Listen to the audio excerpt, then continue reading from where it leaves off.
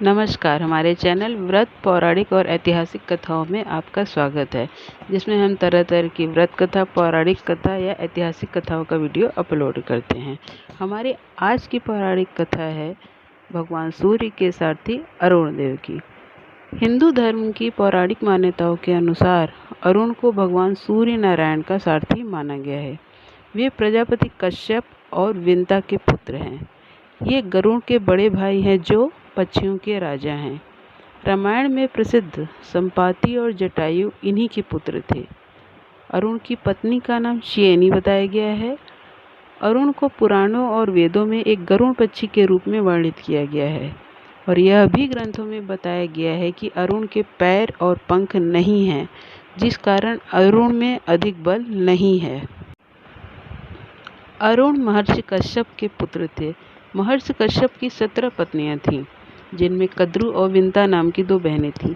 एक बार कद्रु ने कश्यप से 1000 समान बलशाली नागों को पुत्र रूप में मांगा और विंता ने 2 ऐसे पुत्रों की मांग की जो कद्रु के सहस्र नागों से भी ज़्यादा बलवान हों।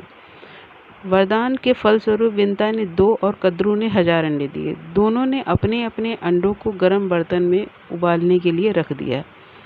500 वर्ष बाद कद्रु के प्रथम अंडे में से शेषनाग, दूसरे से वासुकी, तीसरे से तक्षक और बाकी अंडों से अन्य नागों का जन्म हुआ। किंतु विंता के दोनों अंडों में से एक अंडा भी नहीं फूटा। उतावली होकर विंता ने एक अंडा स्वयं फोड़ दिया, जिसमें एक बलशाली गरुड़ जाति का पक्षी शिशु था, जिसके ऊपर का शरीर तो विकसित था किंतु नीचे का शरीर कच्चा था।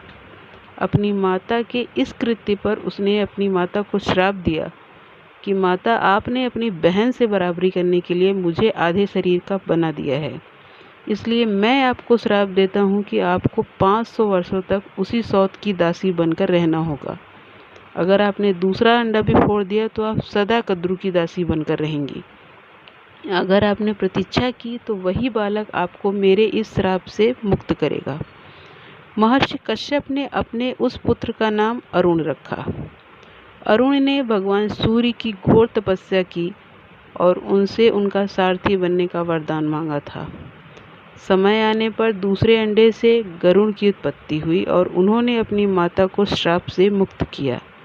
अपनी माता की भूल के कारण अरुण पक्षीराज नहीं बन पाए और न ही वे अपने छोटे भाई गरुड़ की तरह प्रसिद्ध हुए। कालांतर में अरुण का विवाह पक्षी कुल की पुत्री शयनी के साथ हुआ, जिससे उनके 2 पुत्र हुए, जटायु और संपाति। अरुण एक बार स्त्री के वेश में इंद्र की नाट्यशाला में गए। उनके सौंदर्य पर मोहित होकर इंद्र का उनसे एक पुत्र उत्पन्न हुआ जो बाली के नाम से विख्यात हुआ। अरुण के उसी रूप से मोहित सूर्य से भी उनका एक पुत्र हुआ, जिसका नाम सुग्रीव रखा गया। अरुण देव ने अपने पुत्र महर्षि गौतम और उनकी पत्नी अहिल्या को सौंप दिए और दोनों ने बाली और सुग्रीव का पालन पोषण किया।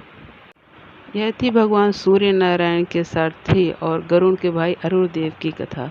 इसी तरह की अन्य व्रत कथाएं, पौराणिक कथाएं और ऐतिहासिक कथाओं को जानने के लिए सब्सक्राइब कीजिए हमारा चैनल व्रत पौराणिक और ऐतिहासिक कथाएं। और अगर आपको यह वीडियो पसंद आता है तो इसे लाइक ज़रूर करें और ज़्यादा से ज़्यादा शेयर करें। धन्यवाद।